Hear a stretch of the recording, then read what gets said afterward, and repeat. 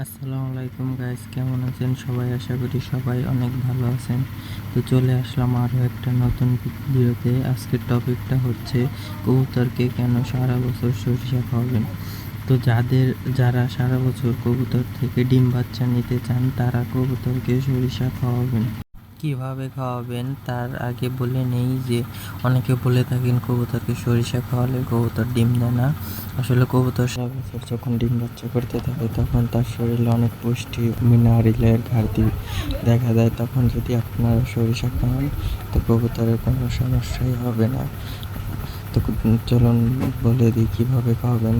তো আমার এখানে 10টি কবুতর আছে। 10টি কবুতরের জন্য এক মুঠো পরিমাণ সরিষা নিই। প্রত্যেক দিন বিকালবেলা এক মুঠো করে সরিষা দিই। তো আপনার কবুতর অনুযায়ী কবুতরকে সরিষা দিবেন। আপনার যদি 5 জোড়া কবুতর হয় তাহলে এক মুঠো পরিমাণ সরিষা দিবেন। আর যদি 10 জোড়া কবুতর হয় তাহলে 2 মুঠো দিবেন।